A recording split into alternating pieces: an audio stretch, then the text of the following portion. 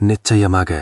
இந்த AI hub இந்தியாவில் உள்ள ஆராய்ச்சி நிறுவனங்கள், கல்வி நிறுவனங்கள் மற்றும் தொழில்நுட்ப நிறுவனங்களை ஒன்றிணைத்து ஏஐ துறையில் புதிய கண்டுபிடிப்புகளை ஊக்குவிக்கும். மேலும் மாணவர்களுக்கும் தொழில்முறை வல்லுநர்களுக்கும் ஏஐ தொடர்பான பயிற்சிகளை வழங்கி இந்த துறையில் திறமையானவர்களை உருவாக்கும். ஸ்டார்ட் அப்களுக்கு நிதியுதவி, வழிகாட்டுதல் போன்றவற்றை அளித்து அவர்களின் வளர்ச்சிக்கும் உறுதுணையாக இருக்கும். ஒட்டுமொத்தமாக இது இந்தியாவின் தொழில்நுட்ப காட்சியை மாற்றியமைக்கும் என்று எதிர்பார்க்கப்படுகிறது. வேறு ஏதேனும் தகவல் வேண்டுமா?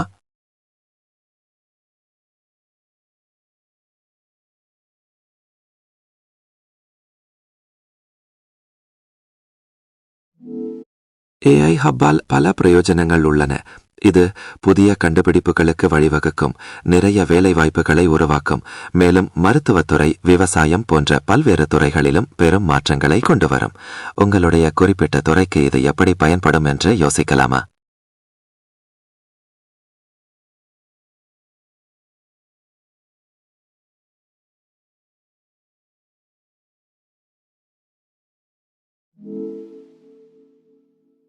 மருத்துவத்துறையில் ஏஐ நோய்களை கண்டறிவதில், அதாவது எக்ஸ்ரே, ஸ்கேன் போன்றவற்றை பகுப்பாய்வு செய்வதில் மிகவும் உதவியாக இருக்கும்.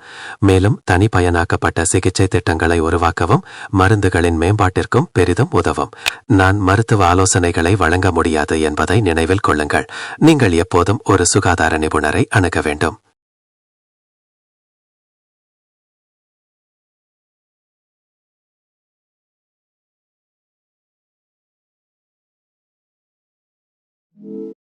இல்லை, நான் ஒரு பொதுவான ஏஐ மாதிரிதான். கூகுள் இந்தியாவில் பணிபுரியும் குறிப்பிட்ட ஏஐ திட்டங்கள் அல்லது மேம்பாடுகள் பற்றி எனக்கு தெரியாது.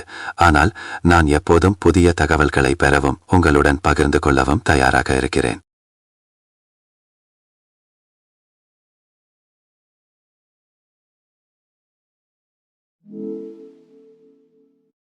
நிச்சயமாக. இந்தியாவில் உள்ள ஏஐ ஹப் குறிப்பாக விவசாயம், சுகாதாரம் மற்றும் கல்வி போன்ற துறைகளில் புரட்சியை கொண்டுவர எதிர்பார்க்கப்படுகிறது. எடுத்துக்காட்டாக, விவசாயத்தில் ஏஐ தொழில்நுட்பம் பயிர் மகசூலை மேம்படுத்தவும் இயற்கை வளங்களை திறம்பட பயன்படுத்தவும் உதவும்.